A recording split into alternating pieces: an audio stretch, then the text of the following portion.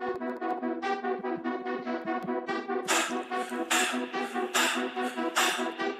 ho.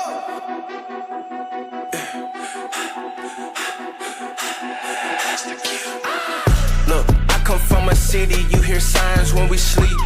Heaven sent, hands down, vibes so unique. They ain't play their part, so my part is play for keeps. Why I a kid, but I never saw that. What is going on, everybody? Welcome in to Lock, Loaded, and Goated, the best sports show on TikTok, Twitch, all them motherfuckers. Anyway, welcome in. I'm Brandon Andrews, and with me, as always, Tony Pardo, Jeff Riddle Jr., and Jordan Elkins, and we are the Lock, Loaded, and Goated crew. So here we go, guys. We're going to start off with the way we always do, and that's going to be what we learned from last week. Tony, tell me what you know.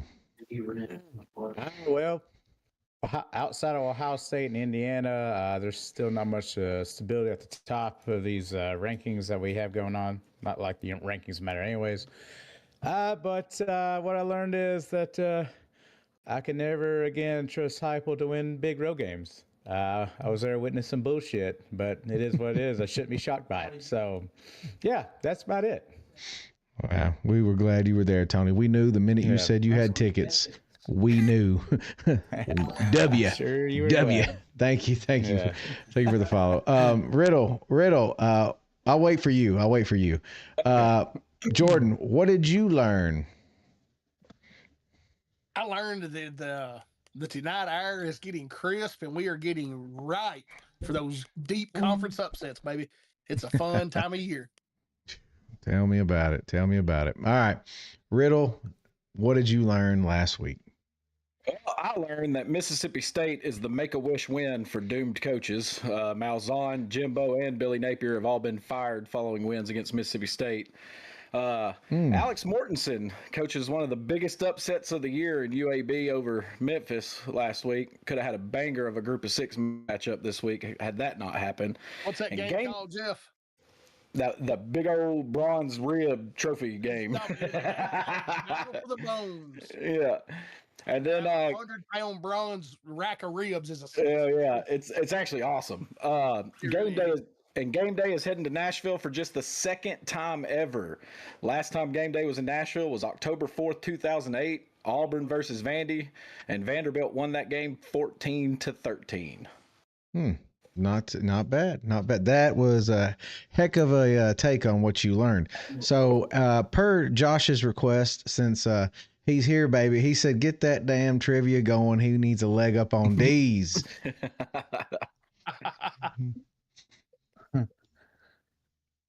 I did send D's an invite, so if he pops in, it's not. I mean, it's kind of my fault, I guess. It's all right, bro.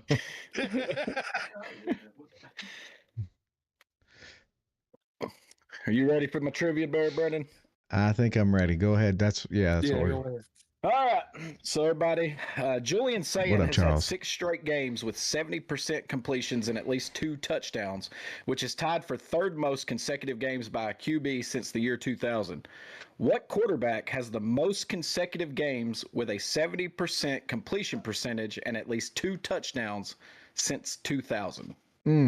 Boy, I know the answer, and I think y'all are going to be in for a treat on this one. This one's a little tough. Charles, what's going on? So here we go, guys. Here we go. We're going to get into the nitty-gritty of the show, and this is where we're going to start. With Big Bad Billy getting fired, like we all said, like everyone said. Media pundits already had this out. We agreed with them. And Sunday came, and Billy Napier was fired.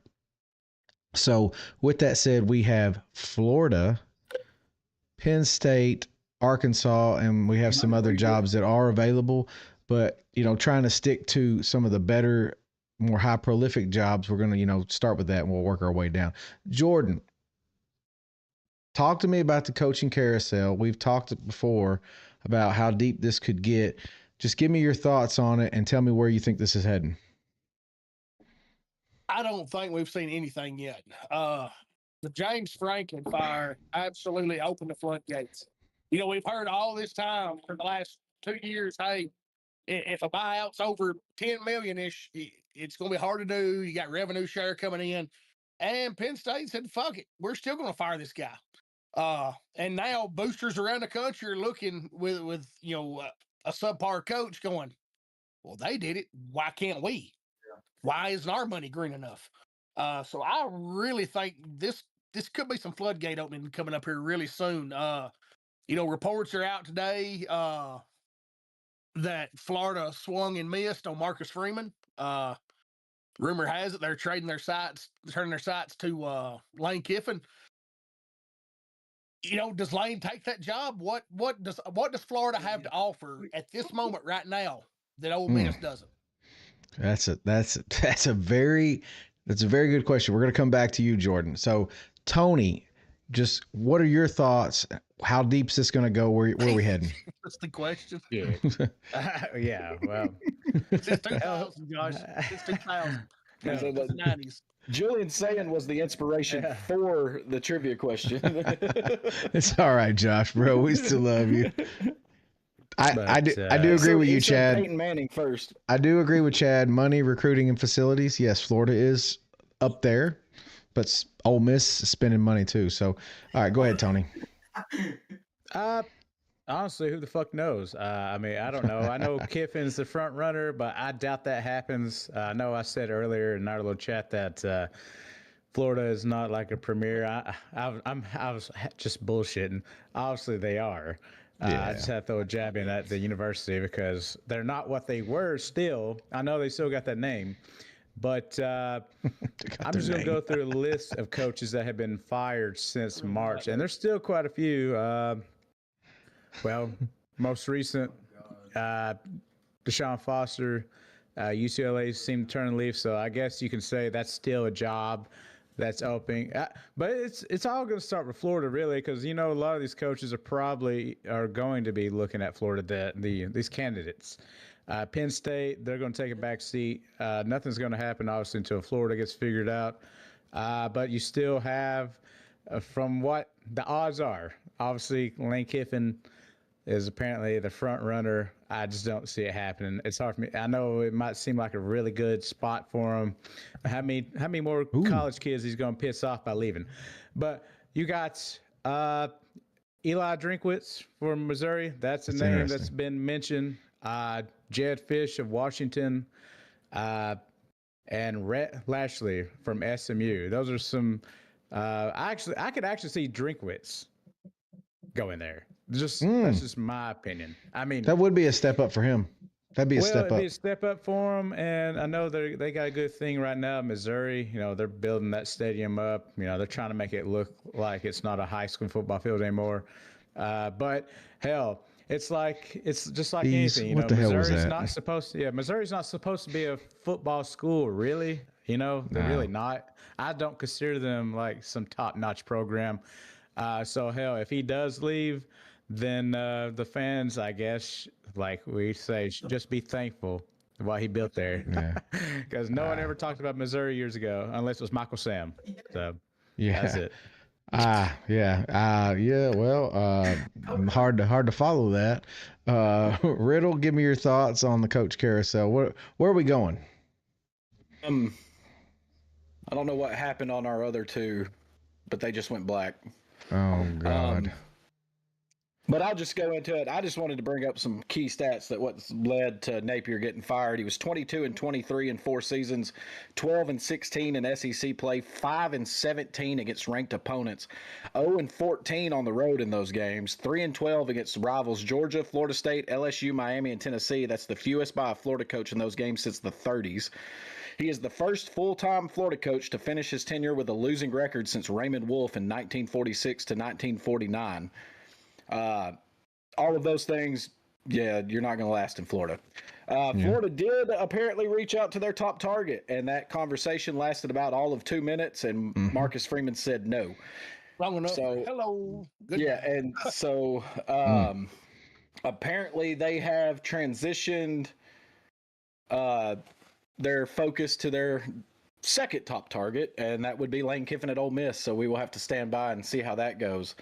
I'm going to bring up 4 names that I think will be gone by the end of the year. First one's Brian Kelly at LSU. 19-9 in the SEC, 5-10 versus ranked opponents, 1-3 all-time versus Alabama. The offense is ranked 12th in the SEC this season. He's just not a fit down there. We've talked about that multiple times. He just doesn't. He's not an SEC style coach. He's not going to make it. Hugh Freeze, 14-18 at Auburn, 5-14 SEC record, 1-12 versus ranked opponents. Started SEC play 0-4 3 years in a row now, and is 9-9 at home. Don't see him lasting the year. Mike Norvell, they did come out and say that they were going to keep him for the rest of the year, but I took that as a prophetic message that at the end of the year he's going to be gone. He's 36-31 at Florida State, 20-24 in the ACC. Only 2 seasons with a winning record. Haven't won an ACC game since September 21st of 2024, and they're 1-11 in the last 2 years in ACC play. It's not going to get the job done at Florida State. And then the last one is Luke Fickell, 15-18 at Wisconsin, 7-6 in 2023, 5-7 in 2024, which was Wisconsin's first losing season since 2001. He's 8-13 in the Big Ten and they're 2-9 over their last 11 games. They ended last year on a 5-game skid, won 2 games to start this year, and are on a 4-game skid. So I think those 4 guys are definitely gone at the end of the year. And then keep your eye on Dabo. I don't think Dabo's going anywhere. That's one of those things where he made the expectations so high at Clemson because of how good he was for so long. Yeah. That now that he's losing 4 games a year and still winning 9 or 10 isn't good enough for them. And I'm telling you, grass ain't always greener on the other side. Yes. And then Mark Stoops. Right now. Every one of us have been there. I know Except for Kentucky Riddle. is a basketball school, but Mark Stoops has been there for so long, and every now and then he'll pop off a 10-win season. So, or get them ranked for a little bit, or win 8 or 9 games, win a bowl game. And again, I just don't know if you fire Stoops, who you're going to get to go to Lexington. So, but that's 6 names. I just gave you 4 of those. My first 4, I don't expect them to be where they're at the end of the year. All right. So based on all that, guys, we heard everyone's perspectives. So you're right, Riddle. We actually saw Freeman was offered. That's what's being reported. Now we have to be real careful about what happens here, because bottom line is we also know agents go fishing. When you have a high profile coach that may be linked to a job, agents will go fishing and try to get you some more money. I'm assuming that's probably what's going to happen with Freeman. I did think Chad had a very interesting comment and take on the Mississippi State employees only getting 4 years max contract. That is an interesting thing, because that is something that I think could really make Lane think twice. If you offered him 10 years and you say, "Hey, I'm gonna pull you a Jimbo Fisher out of the hat," then Lane would be silly not to go. He'd be silly not to go if they offered that. I don't know if anybody will do that anymore, but especially now with the expectations and stuff. But what I want to know is what is Florida's big infatuation with Lane Kiffin? I mean, if you dive into the numbers against ranked teams and them big games, he's James Franklin 2.0. That's true. The numbers are very similar. $50 million to not coach. You're going to take a carbon copy version of him and think that's going to fix the problems. Don't get me wrong. His teams are fun to watch. Chad, I think it's more with Kiffin is if you go back and look what he's done with where he's been at. And I understand the big game thing right now. Thank you, Josh. He took over a Tennessee team that had a lot of people leave after Fulmer got fired. Came in, that team was not very good. That number was not barren when he took over. No. But it wasn't that good either. It was a lot better than what he had. Did y'all see Chad's comment? He goes to Florida Atlantic and turns them around too, made them competitive. And then, of course, he goes and he was coordinator under the GOAT. That's us, buddy. Some more. And then he takes an Ole Miss team that has never been a perennial power. That Florida Atlantic job might have just been good timing. Oh yeah.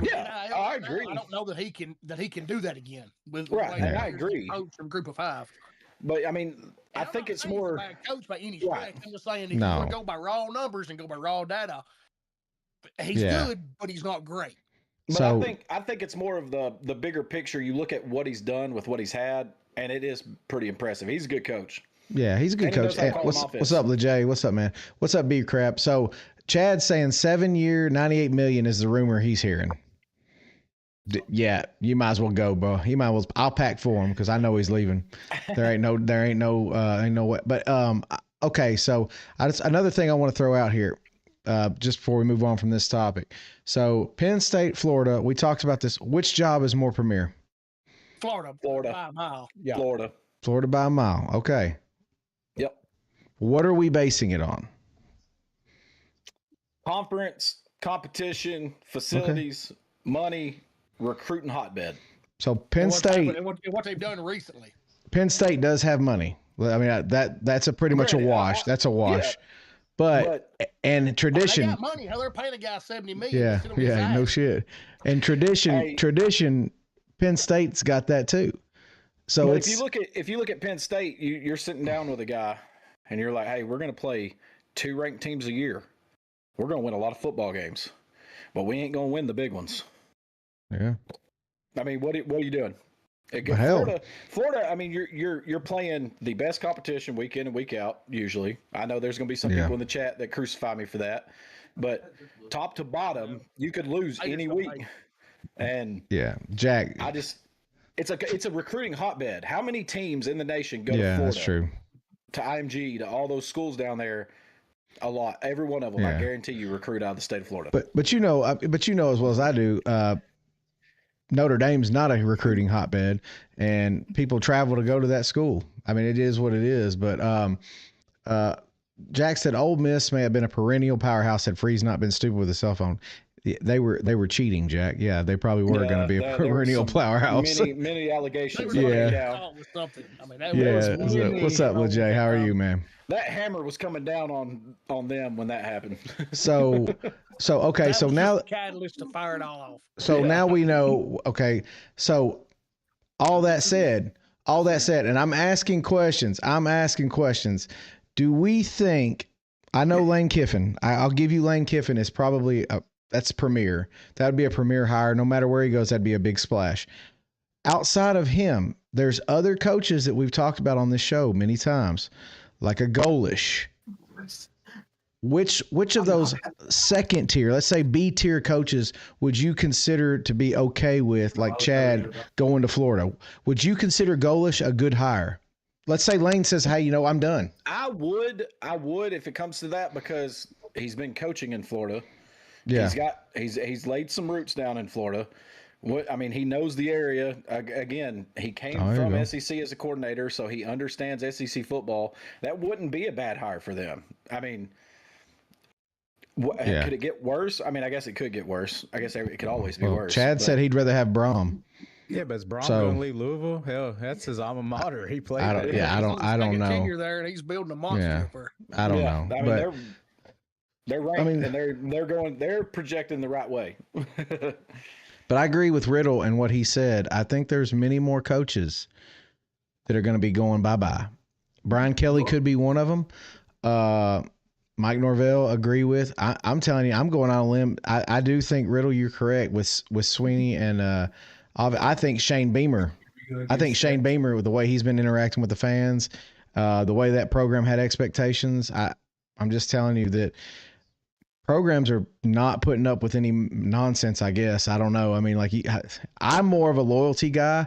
We've talked about that. Stupid not take that Virginia Tech job. You get a clean he really would. He really would. A fresh start. Because what you got in South Carolina ain't going to work. You're never going to. I mean, hell, Spurrier, give it his all at South Carolina, and it was just average. Yeah. So and kind of benefited from some teams haven't been, the East being pretty weak at that time. Yeah. Do you see that question for you, Jeff? Yeah. Okay. On Schumann. I think he will be a head coach. I just think it's going to be on his time and on his terms. And when he leaves, he'll leave because he wants to, and it's the right job. And if he does, kudos to him. And I wish him the best, because since he got into coaching, he has been under Kirby's wing and his right-hand man, plain and simple. He was a graduate assistant at Alabama. He learned the defense from Kirby. He learned head coaching from Nick Saban. When Kirby left to go to Georgia, that was his first hire. Yeah. So when he takes a job, it'll be because he's ready, and it's on his time and on his terms. So if he goes, he goes. And, kudos to him, and I wish him the best. Yeah, I agree. I agree with you, Keeg. But what we're saying, the whole premise behind this show is there a buyout that's too much? Is there a buyout now that's too much? We've literally seen someone willing to pay $50 million. So is there a buyout that's too much? I don't know. Look, that's 70 staff and all. Yeah. But see, the caveat. Anytime you go and hire a guy, that's $100 million decision. The caveat with James Franklin's makes his a little bit more manageable for the school. Yes, because he 100%. has to go look for another job, and if it's less than what they owe, then they'll pay the difference. Yeah. So that's not going to hurt them as bad as it looks on graduate assistant on paper. Alcorn State. Let's go. Come on. But all right, Brandon, can you go back and pin that trivia question? It's over again. I only got 2. There was 3. Did one come in on the other one? No, it came in Big Hunt. It was Josh, then D's. So Big Hunt, Josh, and then D's. Yeah, Big Hunt came in and threw in one. Yes, that's who it was. So yeah, he was first, and then Josh, and then D's. Yeah, I'm sorry, Riddle. I didn't want to interrupt. Yeah, when there we it were is. going, I missed Big Hunt. That's no big deal. Because D's was throwing out about 72 quarterbacks a second. So yeah, he was going to get there in the end. Keeg, I agree, but like circle back around. But a school like LSU, dude, money is nothing to them, dude. I'm just telling you. I know. Now, eventually, here's the problem. And Jordan, you've alluded to this on this show before. You have to make sure that when you fire your coach, the next one better be a fucking home run. Because if it ain't a home run, you can't do this more than once. You can't buy out 2 coaches. That won't happen. Rinse and repeat. No. So there's where the people get in trouble. You find yourself like the Cleveland Browns are right now with that you're paying 8 quarterbacks. Yeah. I mean, and that's what's going to happen, guys. So what's going to happen is Penn State and Florida have already hit their reset button. Gosh. Penn State, I believe, caused Florida to jump. I mean, prematurely. I think they were going to fire Billy anyway, but Billy would have been owed less if he finished out the season. But anyway, long story short, you only get one reset in this day and age. So if Bama, for some reason, was crazy and fired DeBoer, they get one chance to get the right guy. And if they don't, they can't pay 2 coaches buyout. So I'm just going to tell you. Anyway, moving on, guys. We're going to move on because we have something else to talk about, and that's the Power 4 conference standings. Power 4. So preseason predictions versus where we are, and right now it don't look good. But we're going to go and so what I'm going to do with this is we're going to start with the ACC. And Riddle, I would like for you to give us our predictions because I know you have it there in your notes. And then after you give the predictions, I will tell I'll go over the top 5 teams and we'll give our opinions. Well, our ACC picks were bad. Wrong. Yeah, I mean, we all picked the same one. Yeah. We all picked Clemson because they returned like 95% of their team from last year. That was a playoff team, and they had a quarterback that was supposed to be Texas Tech. Yeah, and supposed to be a team that was bringing back a quarterback that was going to compete for the Heisman and lead their team to the promised land. And even Joe Klatt and others had them as their national champion. Well, we were wrong, and we're man enough to admit it. Yeah. I mean, blind squirrel gets a nut, man. So that conference might be the most wide open right now. It's actually very fun. So right now, leading the way at 4-0 is Georgia Tech. So Georgia Tech, Riddle's been on Georgia Tech for most of the season. I believe he picked him as his dark horse candidate because of Haynes King. I was on them in the preseason. And they look good right now. Number 2 is Virginia Cavaliers. They're undefeated in conference play, 6-1 overall. Number 3, surprise, SMU. 3-0 in the conference, 5-2 overall. Their losses look terrible. Their losses look terrible. Right now they are, Chad. But A&Ds. Number 4 is Pittsburgh Panthers, which they're 3-1, 5-2 overall. They have already benched their starting. They've already benched their starting quarterback and went to the backup, and he's actually doing really well. So give them props for that. And number 5 is the Duke Blue Devils, the Fighting Manny Diaz's. They are 3-1 in the conference and 4-3 overall. The teams outside looking in of note will be Louisville at 5-1, and then you have Miami Hurricanes sitting there at 5-1. So there's a lot of parity in the ACC. So if I told you, I'm gonna start with Tony. If I told you, Tony, knowing what you know now, I'll give you a crystal ball. You can go back. Who are you picking? Who are you picking to win the ACC? Right now, well, I'm not going to say Georgia Tech just because I feel like they are the front runner now, so I'm going to be different because that's what I do. Hell, I'm going to take fucking Louisville. Hell, I mean, you got Miami now mid-pack, which Miami's just now starting to get in conference play. They're 1-1. Yeah. Miami very well still could make a run and win the conference, but I don't know now. It's just a lot of uncertainty there, but just because I've seen what Louisville did to Miami last week, I think maybe Georgia Tech and Louisville, those could be the two teams to make a run for the ACC championship. I'm not really buying the SMU, and I can't do Duke, and I damn sure can't do Pittsburgh. Virginia's I think they might be the dark horse out of the three I'm going to give you. So Georgia Tech, Louisville, and Virginia. Okay. Virginia, they have a pretty good defense outside of Miami, who had the number 1, but apparently that doesn't matter because Miami's starting to play more stiff competition. But Virginia, they play a pretty, it's not pretty. They're just one of them teams that can just win, So they went to Louisville and just won. Yeah, they did that too. See, so I'd probably go Georgia Tech.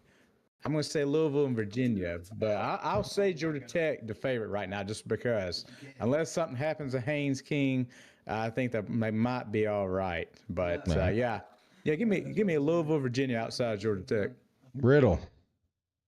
Yeah, I've actually not gave up on Miami. Here's the problem, and this is the bad thing for Georgia Tech. I am very high on Georgia Tech, but their last game of the year before the ACC championship game is going to be the Georgia Bulldogs in Mercedes-Benz Stadium.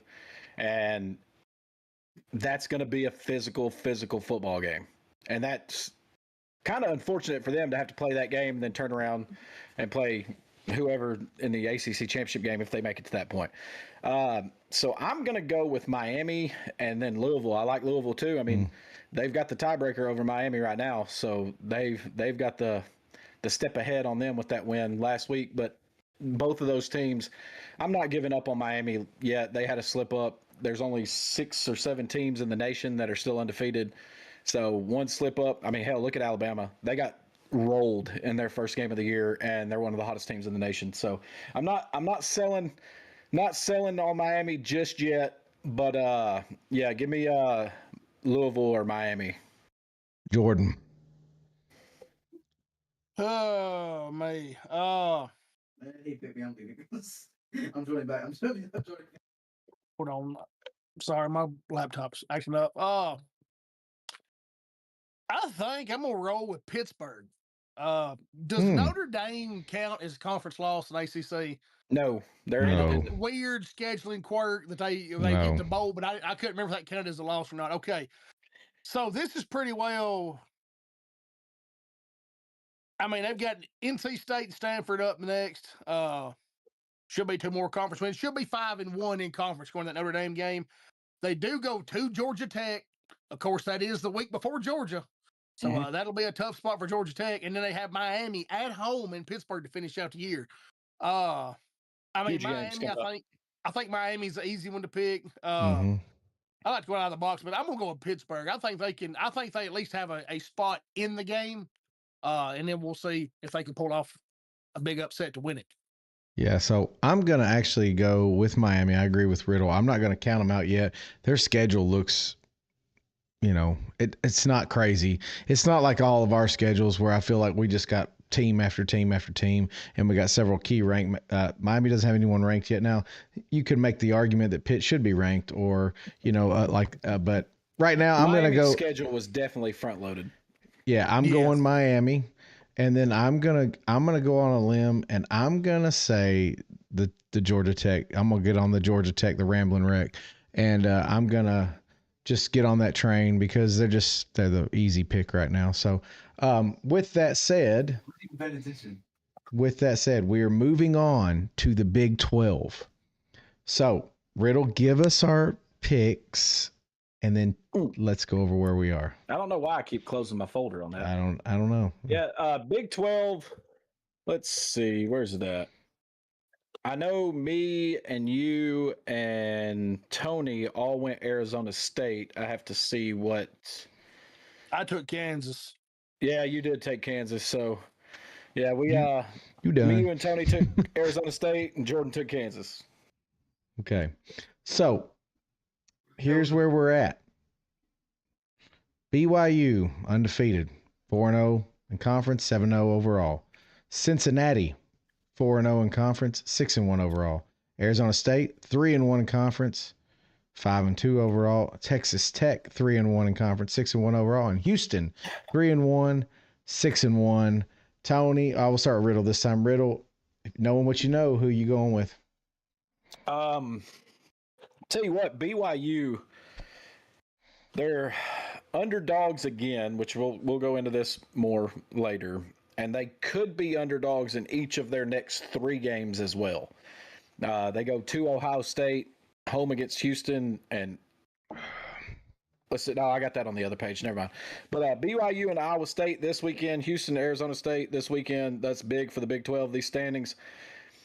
I like Cincinnati and where they're sitting. I like the way they've been playing football.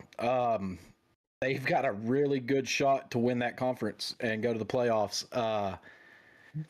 BYU still has Texas Tech and Cincinnati both on the road in November. And then TCU sandwiched in between. And if TCU keeps winning, they'll probably be favored in that game as well. By the time it gets there. Yeah. So, yeah, could be underdogs in 5 straight games as an undefeated, which is crazy. Incredible. But BYU's bound to slip up. They don't win pretty, but I tell you what, defense travels and they get the job done, and they win when it matters. So, but Cincinnati's going to be my pick for the Big 12.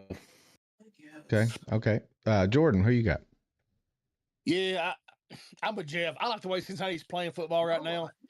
I just, to me, again, that Big 12 just kind of feels wide open. Yeah.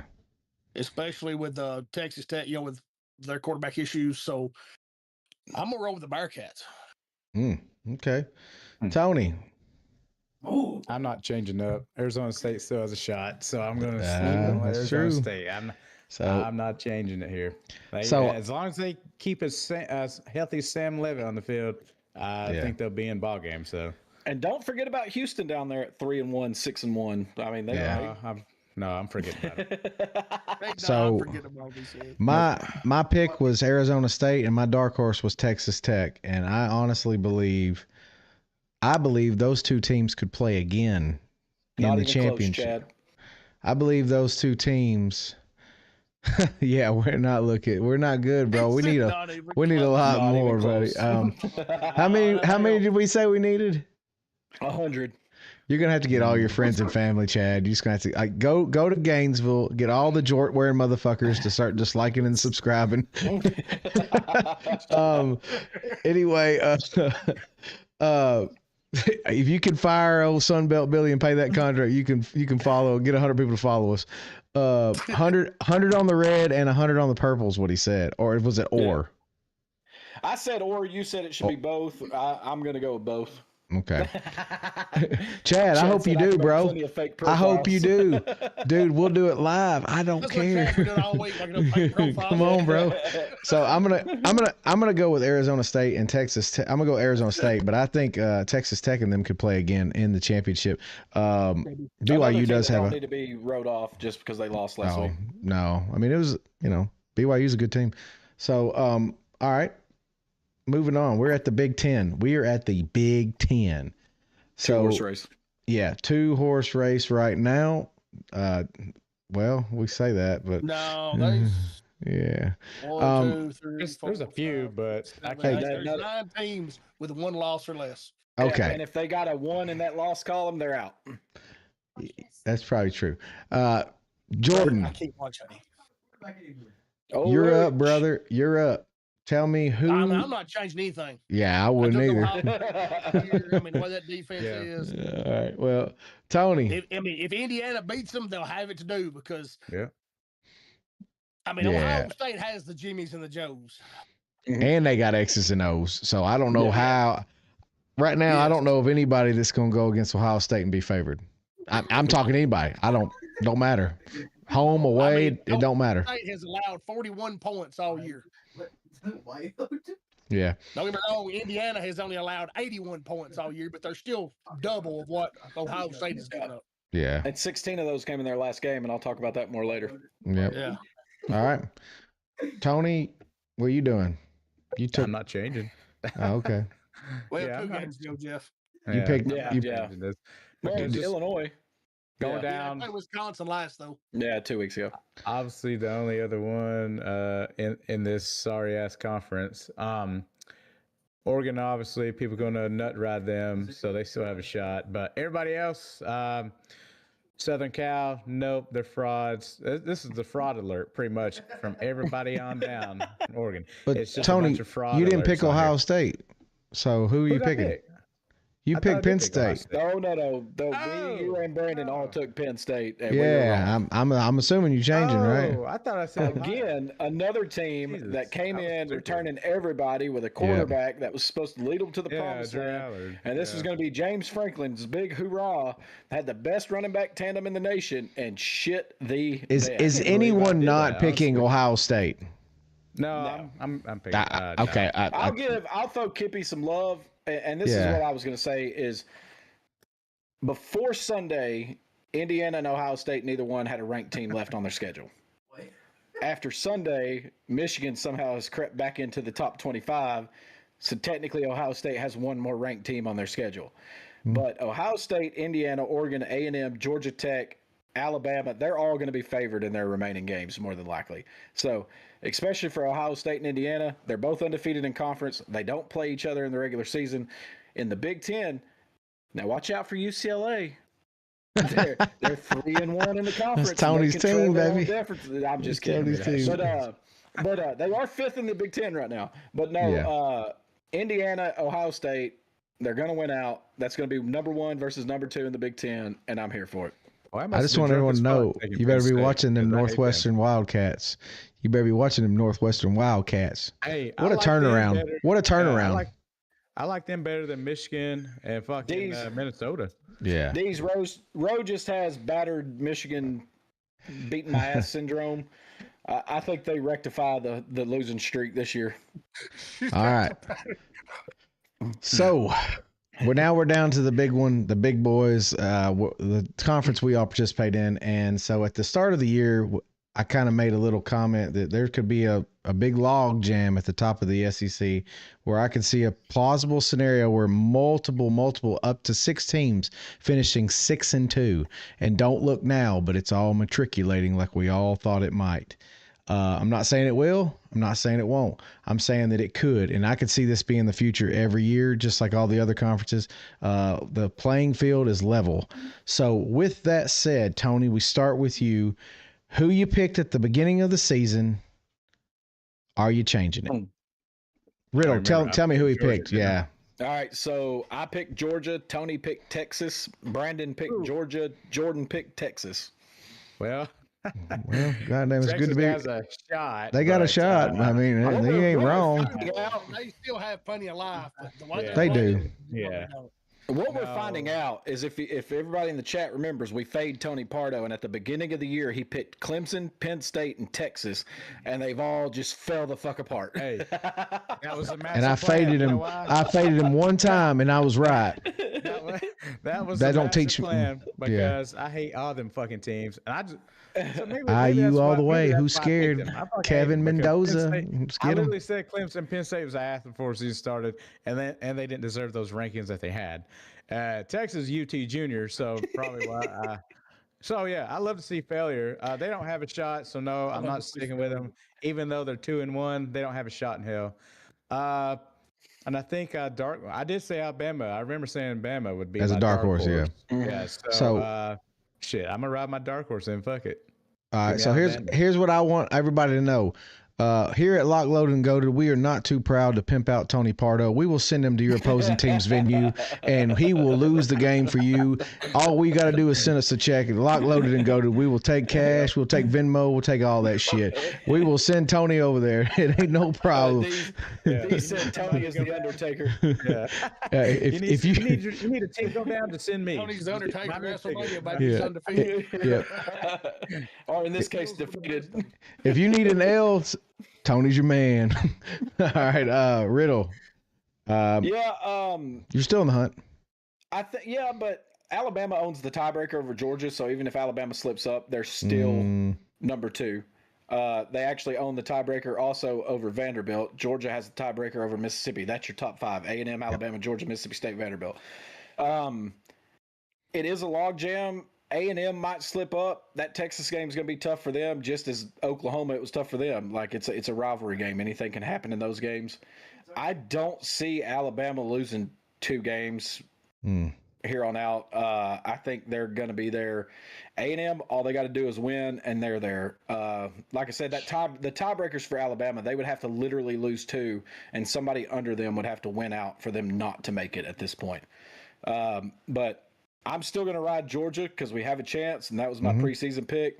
If A&M slips up twice, we'll have a Georgia-Alabama rematch. Vanderbilt, watch out for them. They could win out and have a big win over Tennessee. Hold on. Absolutely not. Do they have to slip up twice, Riddle? What's the tiebreaker? Alabama owns the tiebreaker. No, Texas A&M. Oh, A&M would have to lose twice, I think. I don't know what the overall tie. Like, once we Does it go ranking? We'll have to go back and look. I can look from last year's what the tiebreaker system is, but at the moment I don't have it. But I couldn't remember if it went by a playoff ranking or not. Hold on, let me get last year's. Because if that was the case, then anyway, it doesn't matter. Texas A&M still has number 20 LSU, which fraud. Missouri's playing good football right now. They play South Carolina and they play at Texas, so it's possible. I will say this: Texas A&M's defense is not what people think it is. You want to talk about the biggest fraud out there? They gave up 42 points to Arkansas, and bottom line is 40 points to Notre Dame, 22 points to Utah State, 24 points to University Texas San Antonio. They are vulnerable. It's just a matter of how you play them. But they are playing good football, and I like Mike Elko. I'm not going to talk too much shit about him because I think he's good. So here's your tiebreaker real quick, Brandon, before we move on. It's head-to-head, record versus common conference opponents, record versus highest-ranked common opponent, cumulative conference winning percentage of opponents, capped relative scoring margin, and then finally a random draw if it gets to that. So that's the stupidest shit I've ever heard in my life. Okay, well, that's SEC for you. No big deal there. John Veal says Vandy could win out. They could. They absolutely could. They could come take a shit on Tony's doorstep. It could happen. It could happen. Jordan. It won't happen. SEC, who you got? Hey, I mean, I think it's going to be the same old song and dance. It'll be Alabama and Georgia. I really want to like this A&M team, but the back of this schedule does them no favors. They go to Missouri, to LSU, and to Texas. All 3 on the road. They just went to Arkansas last week, so they play 2 home games out of the last 6. That's a tough road to hold for anybody. Kind of the same thing down here with Ole Miss. They've still got Oklahoma on the schedule. That'll be an interesting matchup. Brent Venables, Lane Kiffin. You know, there could be some outside noise, some rat poison, as we say. There's rat poison. The Ole Miss locker room. But I mean, Ole Miss has it pretty well made. I mean, they got at Oklahoma this weekend. If they can survive that, they've got Carolina, the Citadel, Florida, and piss on the hippie state. You know, I don't see them having a whole lot of trouble. Ole Miss could slip in there, but I'm thinking it's going to be Alabama, Georgia, and I just think Alabama's O-line is playing so well. Ty Simpson has fucking days back there to throw. So I think I'm probably going to go with Alabama to win it all. Or to win the SEC. You can win in the trenches. I will say this. being the Bama fan on the panel, like just looking at what we got left, you've got LSU and you have Oklahoma and you have Auburn on the Plains where shit happens. It's crazy. It's not Energy Furies. It's amazing. It'd be very hard to see us win every game here on out. My big thing for Alabama, and I think the goal of this team, unlike Tony, we're not looking for style points. We are looking just to make the playoffs. Let's make the playoffs. But chip in the chair. I'm gonna stick with Georgia right now. It's hard to beat Kirby twice in 1 year. Ask Nick Saban, and it will be a challenge. But I do think we could go to the playoffs. We beat y'all once in like 11 tries, and we just so happened to get a second chance that year. It's a second chance. That's where it was hard. But anyway, the other thing I was going to say was, like Alabama. Like, I was going to comment just looking at the standings. We talked about two defenses, at the beginning of the season.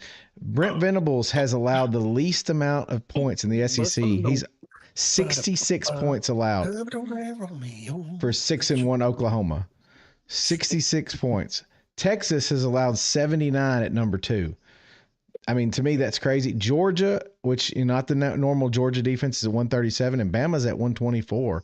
Now, I will say you got to look at the competition that we've been playing because I do think that matters. But that's interesting to me. What are you talking about? Points allowed. Points allowed. Oh, you're looking at the overall. Okay. Yeah, overall. Yes, sir. Yes, sir. Oklahoma Yes, sir. Actually, second in the nation. Yes, very, very impressive. Oh, yeah. Yeah, overall, Jordan. I was just looking overall. Yeah, I'm sorry. 124. I was like, no, Alabama's gave up 79, but that's in conference. Yeah, which that's impressive too. I'm just saying, like, it's cool to see that. I mean, Venables got that defense still. It's just, like I said, can he keep the offense together? That Texas, if they didn't lose to Texas, dude, Oklahoma's looking like a real powerhouse. If they did not lose to Texas, they were looking like a team. All right, Jordan, you had a hot take. You had a hot take for us tonight, and I am curious to hear what it is. Go through the rest of the conferences?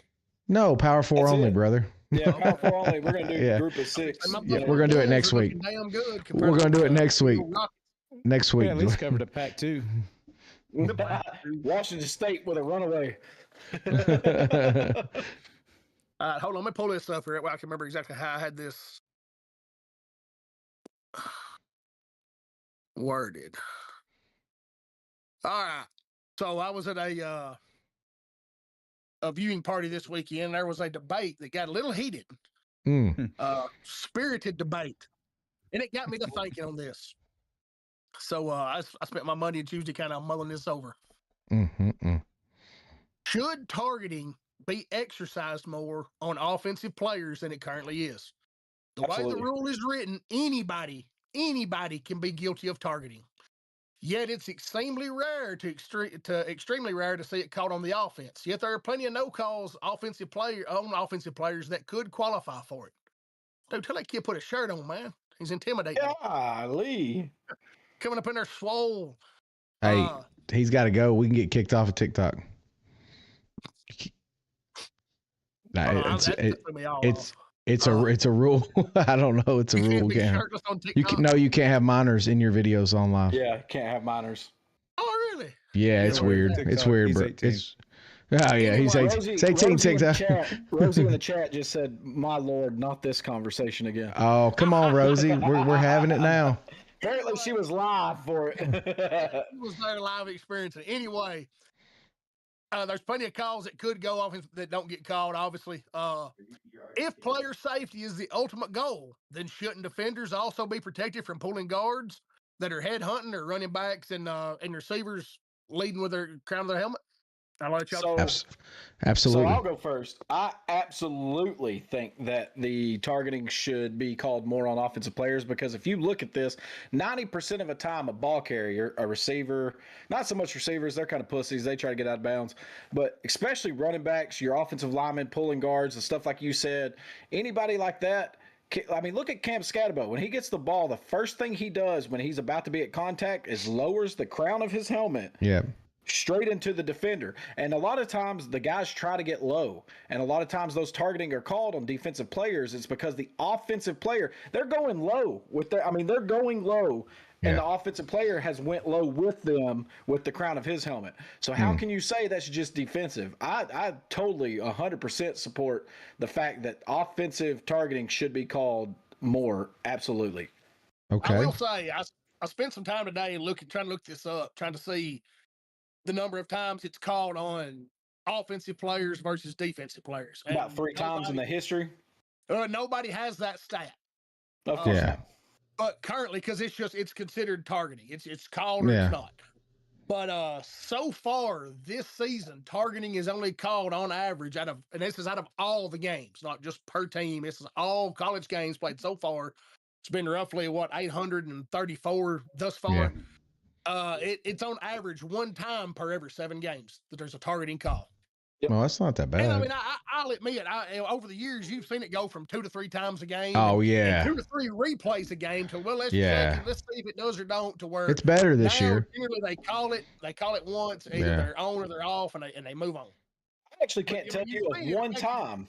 But you're seeing it affect the behavior of players. Yeah, and I What can't. the whole thing was designed for. Right, and I can't tell you of one time that I've seen an offensive player flag I've never for one time targeting. I was going to ask that question when it came to me. Never one time. They initiate the helmet-to-helmet contact, the running backs especially, the majority of the time.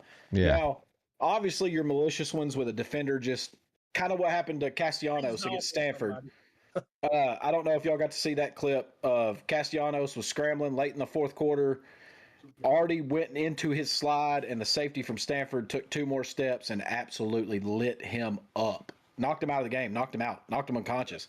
Yeah. That's malicious targeting. That's obviously and that should be handled different. Absolutely. There are times where targeting is ticky-tack. Yeah. It's odd, man. I feel like the one in the Ole Miss Georgia game, Gunnar Stockton is like running and jumps to throw, and the defender is just trying to hit him. Well, he ended up hitting him high, but it wasn't with the crown of the helmet. I guess they said it was forcible contact to the head or neck area, but I didn't think it should be targeting. I mean, Gunnar jumped right back up. It was a clean football play to me. Yeah. But there's a lot of times where the offensive player, I feel like, damn sure initiates it, and they're never going to call it on the offensive player. Tony, what do you think? Oh, hell, I've been saying for a while that these targetings have been getting carried away, especially in the college ranks.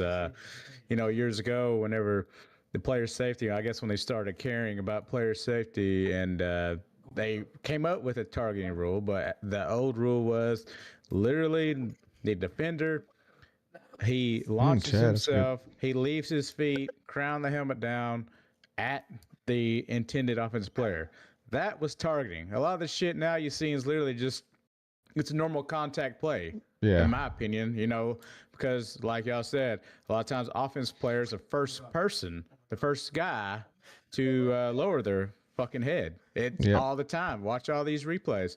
And then you got defenders who get fucked over by it. Yeah, and I seen something here about the science and all that shit, but who cares about the science? Because the thing is, the offense players are still initiating the contact. They are, and you got defense players that are being punished for it, and they're literally 99% of the time, or 95%, whatever the percentage is, the defense players are literally not trying to commit a targeting. I agree. Like they need to get this stupid fucking targeting rule fixed. Thank you, Josh. Like I appreciate years you, bro. ago when targeting became a thing, it was a player launching himself, leaving his feet, crowning his helmet down, literally going at the player, intentionally trying to hurt him. That was targeting. Now it's just stupid bullshit. Well, the offense player got lowered his helmet, and the fucking defender's face mask hit his helmet. And then they'll call targeting. Oh, let's go review.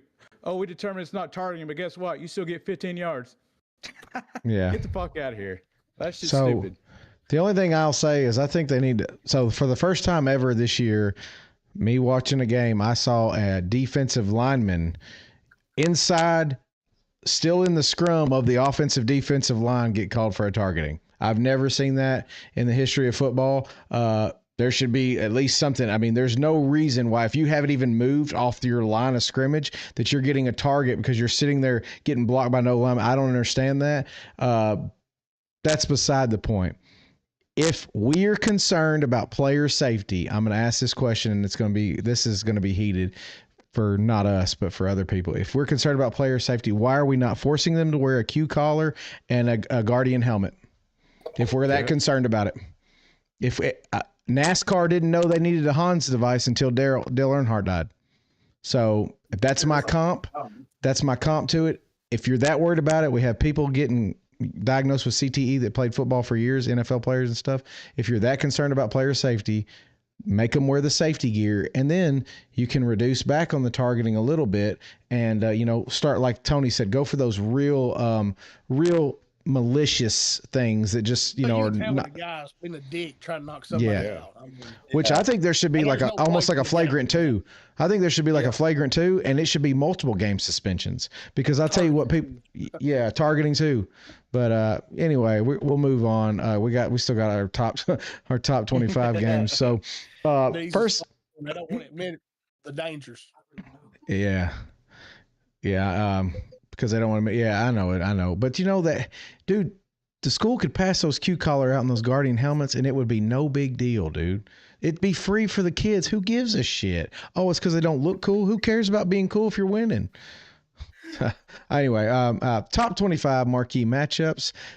First game we got on the docket. Number 8, Ole Miss at 13th, Oklahoma. And Oklahoma is a 4.5 point favorite. Everybody in the chat, go ahead and get your parlays ready. Fade Tony. Yeah, get ready. I don't know. I'm feeling a lot better these last few weeks. So, Tony, you're up. So yeah, we got Ole Miss, Hold on. Oklahoma. Before you start, what's our standings at? How did last week go? Sorry. Last week, Jordan, you went 3-2. I went 3-2. Tony went 2-3. Brandon went 1-4. Current standings, Jordan, you're in first place at 25-21. I'm in second at 24-22. Brandon is 23-23. And then our boy Tony P is down there at 15-31. Hey, I'm coming up. I'm like 4-6 now, right? In the last 2 weeks. Shit, almost 500. I'm only 2 behind Jordan. I'm only 2 behind Jordan. You move out of the screen to do it, Josh. I just do it for everybody. All right. So Tony, who you got? All right, so in this game, Oklahoma, y'all touched on defense, and yes, they have a really good defense. Second best defense, probably in my opinion, in the country. Going against Ole Miss, team that loves those big chunk plays. Oklahoma so far, they've been pretty good. Eliminate those big chunk plays. Hell, if they can slow down this Ole Miss team, I think the game could get kind of carried away. This could be one of those games where Kiffin, like Jordan's touched on about Kiffin not being able to win some of those big games that matter. This could be a game where they get blown out. As long as Napier doesn't go foolish like he did 2 weeks ago and give the ball to the other team, I'm going to take Oklahoma with the cover here on this. That's 4.5, right? Yep. I'm going to take 4.5 Oklahoma. Riddle. Well, I'm not very happy with that, but hate it. So Ole Miss did something against Kirby Smart defense that nobody has done since he's been at Georgia, and that's score on their first 5 drives of a football game. It's never been done against Kirby. On the flip side of that, they then had 17 total yards in the fourth quarter and lost 43-35. John Mateer had a season-low 150 yards passing against South Carolina. I don't think he's 100% healthy. That could be cause for concern. But what we talk about is defense travels. And this time it don't even have to because they're at home. Oklahoma's second in the nation in scoring defense, first in the nation in total defense, fourth in the nation against the pass, third in the nation against the run. I, too, am going to take Oklahoma here. Jordan hit the nail on the head in the previous segment. There are a lot of talks about Lane Kiffin leaving. And when stuff like that happens, whether you want it to or not, it will spread like cancer through your locker room. I got Oklahoma minus 4.5. Jordan. Yeah, give me Oklahoma minus 4.5. I hate them on the same side as Tony, but it is what it is. Maybe I'm finally rubbing off, and he's learning a thing or two about how to work these spreads. But yeah, I'm gonna take the Sooners at home. As long as Mateer plays half-ass, Oklahoma will be just fine scoring. I think that defense is going to give Trinidad Chambliss and the Rebels some fit Saturday. So, yeah, give me Oklahoma. I just want to say real Boys. quick, Chad in the comments said, give me Oklahoma and everyone else against Kiffin. Make them get rid of Lane. Well, boys, I'm gonna tell you, if I've learned one thing, I've learned it many times. I'm fading. I'm fading Tony again. Give me fucking Ole Miss. Give me Ole Miss. Lane Kiffin went out against Georgia and played 3 quarters perfectly. Georgia is 10 times the team that Oklahoma is. I'm just going to tell you that right now. And Oklahoma's 10 times the team. The defense that Georgia is. I said team. I'm going to tell you right now, I'd take Georgia right now, and so would the country against Oklahoma. They'd take them right now. But I'm going Ole Miss. I'm going to fade Tony and go Ole Miss. Got to get smart at some point. Last week. Maybe you need to stick with me. Fuck, motherfucker. Stick with me. You went 2-3. God damn. That's one more. One more. All right. Next game is 15, Missouri at number 10, Vanderbilt. Vandy, 2.5-point favorites. Riddle, we start with you. Yeah, sweet baby boy Diego, 2007 total yards and 19 touchdowns. This is another golden opportunity on national television with game day there for him to add some credentials to that Heisman resume. This is a big spot for him, and if he shows out, he's going to be there in the talks at the end, especially if they keep winning. I mean, he is the MVP of Vanderbilt. He is what makes them go. Tony hates to hear that, but it's the facts. Missouri will try to lean heavy on the run, but here's the thing. Vanderbilt's 5th in the SEC against the run, only allowing 92 yards per game. I think if Missouri wants to win this game, it's going to be Pabula that has to have a big game.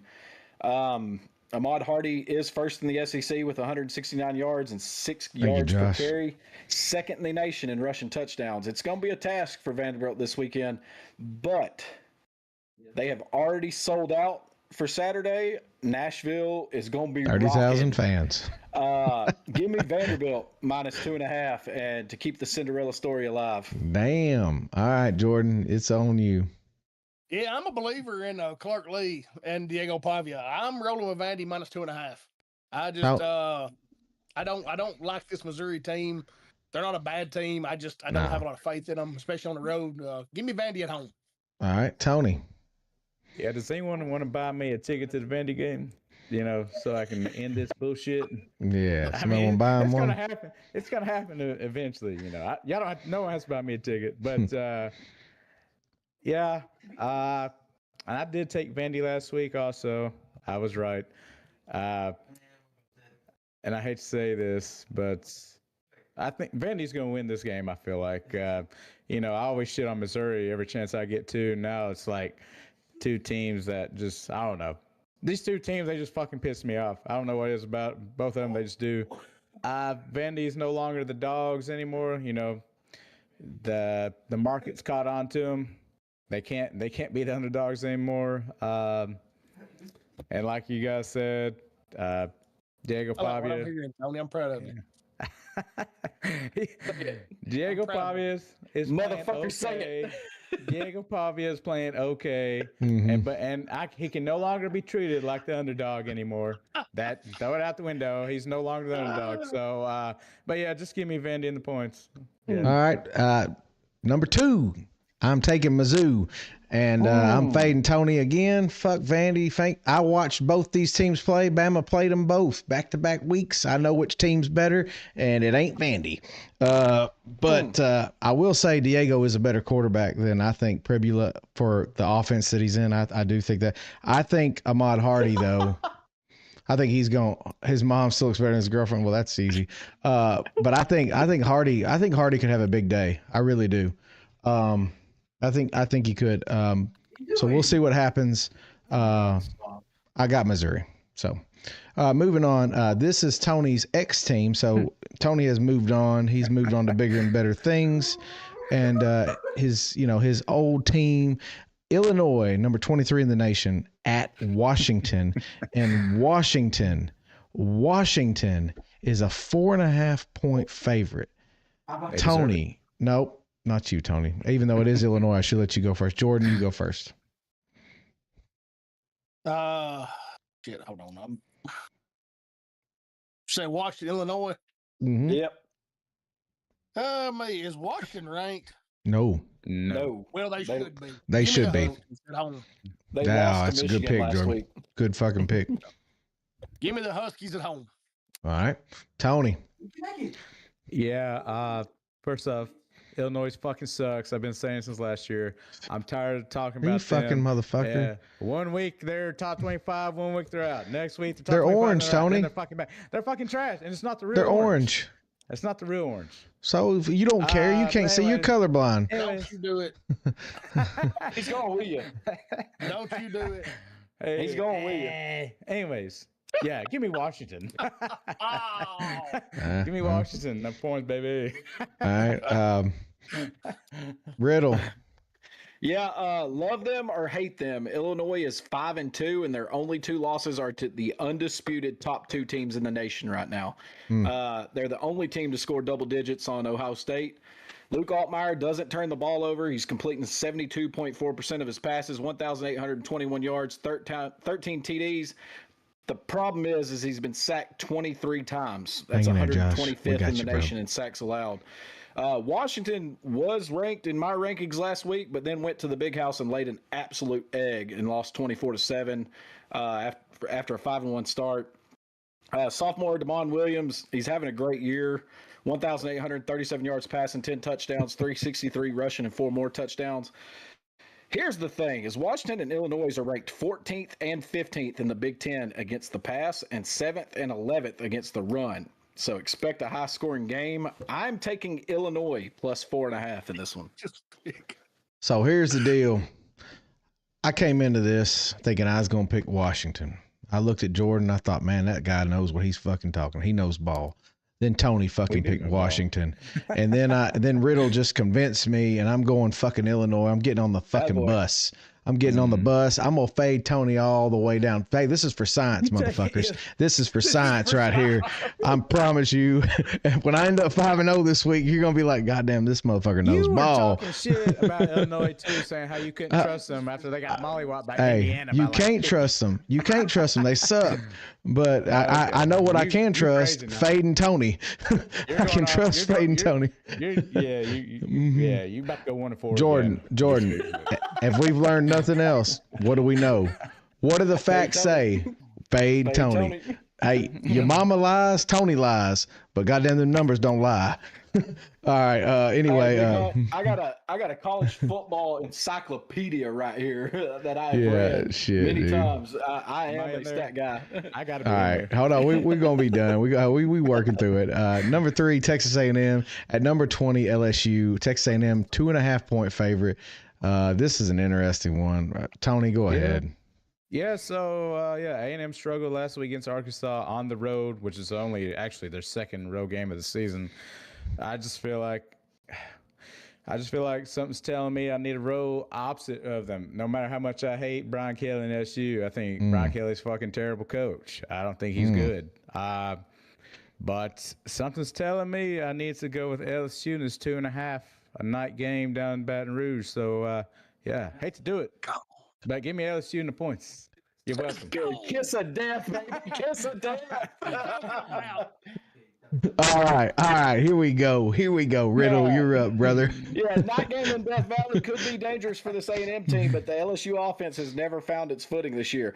They are 12th in the SEC in total offense behind Texas, who just put up about 137 against Kentucky, and barely above Florida. A&M's defense is not in total defense behind Georgia, Vandy, and Auburn, and just ahead of South Carolina. But that offense at LSU is a problem. Brian Kelly's on his way out. Night games in Death Valley aren't what they used to be. Give me A&M minus 2.5. I'm glad you said that, Riddle, because all I can say when people say night game at Death Valley, I think of Alabama last year, and they weren't even fucking good. Anyway, go ahead, Jordan. Speaking about not good, I'm tell you who's not good. LSU. Buddy, they stink. Give me A&M -2.5 on the road. You see how I set that sumbitch up right there? And I'm going A&M too. Fuck everybody. Fuck Tony. Like I said, this is for science, bitches. It's for science. Well, all right. I might go 4-1 this week then. Number 11. I hope you do. Hey, you need it. You need it. Thank you, Dee. Number 11, BYU at Iowa State. Iowa State, 2.5-point favorite. Riddle, lead us off on the last game. Yeah. Have your shoes off, honey. It's cold. BYU is an undefeated underdog for the second week in a row. This time it is on the road. Iowa State has 2 losses in a row after starting the season 5-0, and I was really high on them. And then this is what we were talking about earlier. BYU could potentially be an underdog in each of their next 3 games. They're at Texas Tech, home against TCU, and at Cincinnati. This is a very important game for BYU's Big 12 title hopes. And BYU is 4th in the Big 12 in total defense. They're 3rd in scoring defense. I think defense travels. I'm going to take BYU plus 2.5 here. Jordan. Go ahead and let Tony go. Tony, go ahead and go. We all. Well, facts are facts. I mean, you got to stick with what you got to know. That's fine. That's fine. That's facts, Josh. That's facts. BYU, they've been lucky to win a lot of these games. I don't know why teams keep letting them slide like that. At some point, I just feel like that luck's going to fucking run out. At some point, it's going to. And I don't like Iowa State either. Like they're another one of them teams I can't take seriously. They're more of a basketball school than anything. But you know what? Fuck it. Like I said, I've been feeling good these last couple of weeks. So give me Iowa State in 2.5. God damn it, motherfuckers! I'm 5-0 this week. Y'all fucking hide and watch. You hide and watch this shit. You're not either. This is for science, motherfuckers. I'm Bill Nye. Go ahead, Jordan. You're up. Well, I mean, BYU come off a huge emotional win last week in the Holy War. Again, a game they were yet again underdogs. Iowa State, we were talking about them, what was that, about 3 weeks ago? They were number 14. Everybody's already penciled them into the playoffs.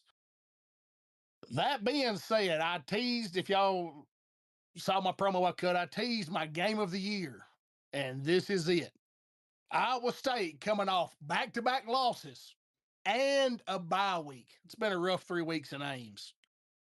Give me Iowa State -2.5, a game of the year. Take it to the bank. Tony will win one game this week for certain.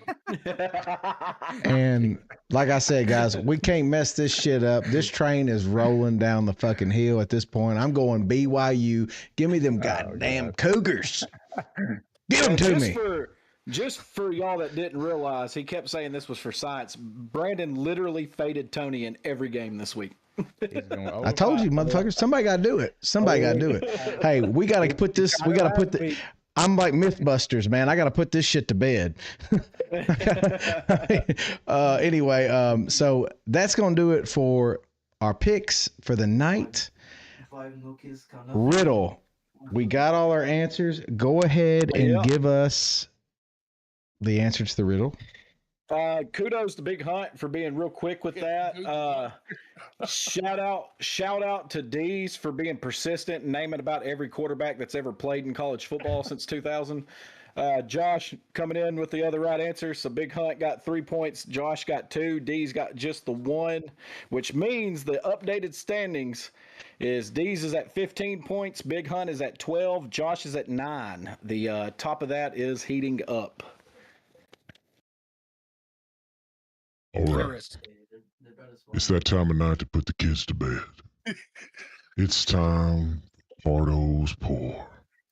This is NC-17 rated, and we gonna get deep and dark in this motherfucker. So if you ain't ready, get ready. It's time for Pardo's Pour. Pardo, tell us what the motherfucking pour is brought to you by. Yeah, brought to you by New Riff, the 8 years. Just in case you... Yeah, New Riff 8 years. This is a solid little bottle. New Riff's got some good stuff. So if you haven't had New Riff or even tried it, go get you some. Anyways, a lot of you guys, I know you missed me Saturday. Cheers, Tony. Cheers, Tony. Yeah. Cheers. Cheers to that. What are we drinking? New Riff 8 years, baby. Riddle, what do you got? New Riff. I got the Jack Daniel's barrel proof rye, single barrel proof rye. I've got Old Faithful Ancient Age over here, and it's fucking delicious still. Hey, Jordan, you got the H2O tonight? yeah, I'm on H2O. It's all right. All right. All right, Tony, go ahead. So I just seen a question. Get to you later. But yeah, obviously wasn't able to be here. I could have, but wasn't in the mood really. So no, I was not going to be on and driving back pissed off and shit. I had to concentrate before I wrecked or something. Seeing that game, it was just another one of those fucking Vols games. You know, your gut tells you one thing, but then you still want to expect something different. And I was fooled again. Never fucking again will I ever believe that this team is ever going to fucking win shit on the road in big games that matter. And again, don't take it what I'm saying like, oh, I want someone fired. If there's anybody needs to be fired, Josh has already said it in chat a few times. That's the guy that needs to be fired, if anybody. But I think Heupel's flaw, and I've mentioned it. It's been mentioned. And I think a lot of people are starting to catch on finally. The managing situational moments in these fucking games. Even it was 16. I'm pretty sure it was 16-7. That pick six happened. Leading up to that, just terrible management of time. You're wasting all this fucking time. Like you're driving down the field, just go fucking punch it in because points fucking matter. You know, they fucking matter in these games. Like quit lollygagging and trying to literally take every fucking last second off, of the clock going into half. Play call was fucking shit. Should have never done play action with no timeout. Sorry. You should have never done play action. Defense is going to be jumping all over pass. We're not going to run it from the 1.5. That's fucking ridiculous. Alabama was not going to bite on it.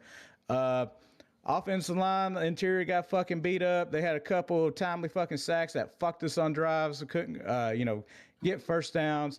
And, man, it's just, and I'll give the Vols defense some credit in the first half, especially first three quarters, really. Hell, they did a really good job at bottling up Jam Miller. Jam Miller didn't do really jack shit. I mean, they did a pretty good job at bottling him up. I was actually surprised Tennessee's defense was able to do that. But still at times, once again, a fucking Tim Banks ran defense, and I looked over at Sawyer before the game, and I said, Ryan Wynn's going to cook her ass tonight. And Tim Banks, he helped it. He helped because we're playing motherfucking kids 7-10 yards off fucking coverage. It's been an ongoing fucking thing. The Vols will not fucking win shit, and I'm going to keep saying it. They're not going to win fucking shit that matters until they get rid of that fucking trash can up there calling these fucking plays. Literally prevent. It's the same shit over and over. Don't want to hear defense is good. They're literally one of the worst fucking defenses in the SEC just in talks of points allowed. Okay? And I don't even have to look at stats. I know they're one of the fucking worst third down defenses in the fucking league, and they've been like that since Heupel's been there because guess what? Tim Banks' buddy, I guess. He wants to fucking keep him. Reminds me of another Tennessee Titans coach who didn't want to get rid of some of his buddies. And Willie Martinez is a fucking joke of a DB. Apparently, he doesn't know how to coach up these fucking young DBs unless they're already All-Americans. DBs just mugging Alabama receivers down the field during the fucking game and crucial moments. Just turn your motherfucking head, you stupid sons of bitches. If I was their coach, that's what I'd tell him. But Willie Martinez, he doesn't know what the fuck he's doing. Tim Banks don't know what the fuck he's doing. It's crazy the years in the past that we had good defense, and I love watching those old Vols defenses to what it is now.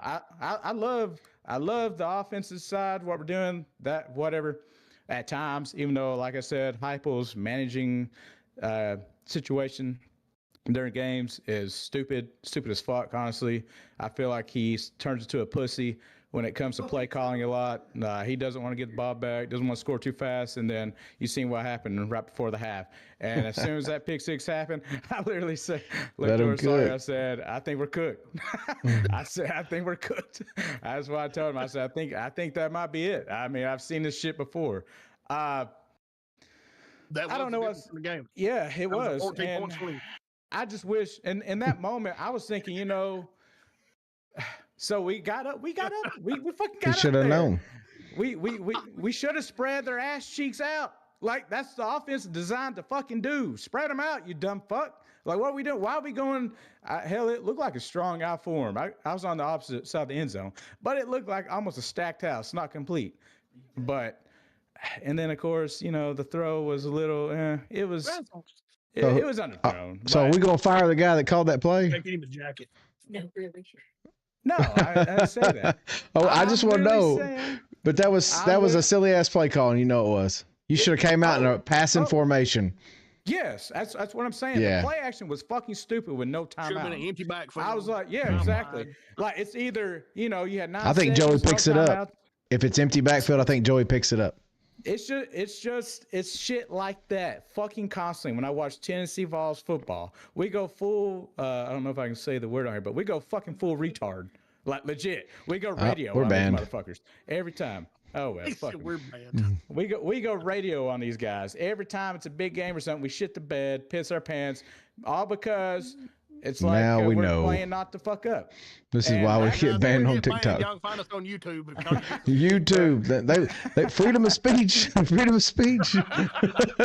Hey, free speech. Hey, you know, if we have to, we'll go to Rumble. We'll go somewhere. Josh, atmosphere was okay. They put on a pretty good show. I like the little light shows and shit they do. Josh, that was Tony's son saying we're cooked. Hey, Tony took his son to the game. That's why Tony went to the game. Tony's son wanted to go. It was for his son's birthday, and it just cracked me up because I'm assuming this was somewhere in the second half. Could have been after the interception, but Big his Hunt. son posted Just the stop, picture bro. from inside the stadium, and it said, "We cooked." I just Big Hunt says, wouldn't that be full Voltard? No, it's not Voltard. Well, actually, yeah. You know what? Because That moment it was classic Vols coaching every time. I don't get it. I don't know how many of y'all watch any of Brooks Austin's content. Jeff Shutt, he's a huge Georgia fan, but that dude breaks down film as good as anybody that I've seen. But he had a great point. It was today or yesterday one. And this wasn't just, it's not just Heupel. I mean, it's Sarkisian. There's a few different coaches. It's not just Heupel. But no coach has ever won a national championship while also calling plays. There's a reason that's interesting. Don't pay coordinators $11 million. You know, that was a big reason. And we didn't even talk about it when we were talking about Billy Napier, but he refused to give up play calling. And the athletic director and everybody else, they did not like that. Yeah. And that was a big contentious point for them. You're a head coach, you're a CEO. You've got to meet boosters. You've got to, you've got team meetings. You've got a game plan. You ain't got time. That was one of the problems with Billy Napier was he would not give up the play call sheet. Mm-hmm. So his offensive coordinator was the one coming up with the game plan. Here's how we're going to attack. Prints off the Waffle House sheet and says, "Here, Billy, call plays." You know, I mean, and he's probably hadn't said in a single meeting this week because he's been in, in any week because he was in 10 other meetings. Did Golish call the plays when he was at Tennessee? I think so. Yeah, Golish is a hell of an offensive mind, and he's still calling plays for USF. But like you said, Jordan, I agree with you. When you get to a level of Tennessee's caliber and you're trying to compete for championships, there is a time and a place where you say, this is my playbook. You put me in the right situation, and I have a headset on. I'll inject myself when I need to. I mean, that's it. That's it. Saban did it many times. 5 level, you can still do that. You can still call plays and because it's a different level of football. Different level. 100% agree with you, Tony. That was absolutely epic. We appreciate it. I want everyone to know I did not talk shit to Tony. There's no point.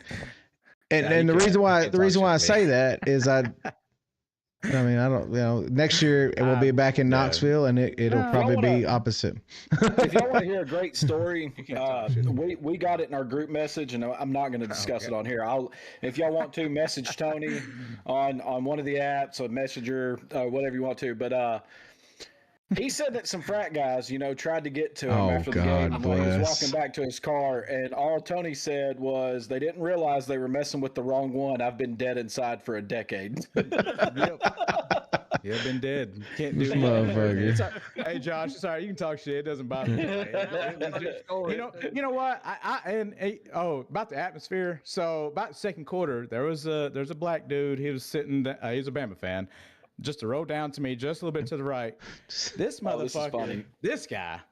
All right, so he was talking a little shit before the game and all that, and then I'm telling you, this is when the game's close. You know what this guy's doing? He's fucking falling asleep. The second quarter. Like, bro. Oh, and then whenever I'm getting up, Tony, he was drunk, bro. Tony. He wasn't drunk. He was drunk, man. Leave him alone. No, that's a shitty ass excuse. No, maybe it is. He was alive and well talking shit in fourth quarter when some of these ball fans were getting up and he was waving by and shit. And then he looked at me saying, "Don't I have somewhere to be?" I said, "No." I said, "My spot's right here." I'm right here, bro. I paid for this seat till 10:45. Yeah. I'm gonna sit in this seat and I see that guy getting plastered on the field after everybody's left. Oh God. I saw that video. Oh, dude, that was epic. I thought it was Tony. I mean, the blue shirt had nothing to do with it. Yet he was in the guy's face talking the most shit. Oh, I seen that. Stood over him. He was the guy, Jordan, that probably got beat up there at the gate, and so he's probably like, "That's what you fucking get." Anyway, my best friend. My best friend, when he went to Bryant, says the best game he's ever been to. Bryant, he's been to over 50. I will say, I agree. I think Bryant Denny is a beautiful stadium to go to. Atmosphere, it's not going to compete with LSU or Tennessee at night. I don't think so. But it's close. I mean, I think a lot of this stuff. I think a lot of this is. I think the top 5 SEC schools are all pretty close. I mean, the Swamp ain't what it used to be. You can say whatever we want to say. It ain't what it used to be. But the Swamp used to be deadly. It used to be deadly. I mean, now it's fentanyl. So. Yeah, now you just go down there and ain't going. Yeah. But they still got their jorts on. Yeah. Anyway, what's up, everybody? So I think that's gonna do it for us tonight. That. We just had thank you new follower said thank you for following. Show, period. Thank you for following, Jerry. We appreciate you. Here's the deal. Aggies by 10. I picked the Aggies. I picked them. Hey, I did. Me too. So here's what that's going to do it for us tonight on Lock, Loaded, and Goated. We appreciate everyone for being here. We go live almost. I'm gonna start putting almost in there. Almost every Wednesday and Saturday at 8:30. The caveat being if we have something going on. Although I was here last week during my big game, I was here. My wife's birthday is on Saturday, and I'm gonna take her out, so I'm not gonna be here Saturday. But we are usually here every Wednesday for sure, and usually Saturdays for sure. Me and Riddle, we were here. Last Saturday, and Jordan jumped in for a little bit. Yes, he did, and we appreciate everyone for being here. We are live on TikTok, YouTube, Twitch, and Kick. And then we also post this podcast, the audio version, on Spotify, Amazon Music, and Apple Podcasts. We would appreciate you going and following us on all those platforms. It really does help the channel grow. That's going to do it for us on Lock, Loaded, and Goated. We're going to see you all next week. Y'all have a good one. See ya. Hey, before you ain't killed it, have you been? No.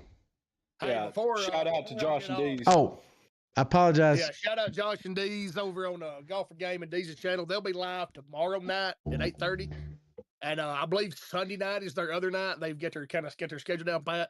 Mm-hmm. Also, Saturday, I might jump on live Saturday night. There you go. I was going to say, yeah, I might jump in there with you. Tony, if they want to jump in, we can just jump in. Because it's not really scripted, just kind of some bullshit. Yeah. But it will be on TikTok only because I don't have, B does a lot of work behind the scenes for all these other channels. So might do that. I'll get with Jeff closer to that time and kind of see what we got going on.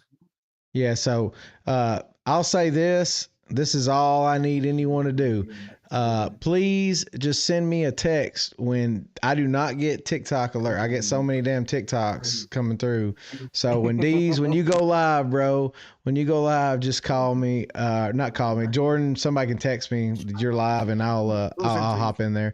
But I appreciate Dees and Josh. They are the the Lock, Loaded, and Goated affiliate, the Golf Channel. They're the sister channel for us. And if you like golf, please go give them a hit up and follow them because they are absolutely doing a fantastic job. Right. And Deez is posting content all the time. All big things the time. Coming between Lock, Loaded, and Goated and From the Bunker on the content side of things. Stay tuned. And we did have a special guest. We had a special guest appearance from Deez last week. Yep. So, so we did. So with that said, that's going to do it for us, guys. We'll see you all next week. Appreciate everybody for being here. Peace. See y'all. Yeah.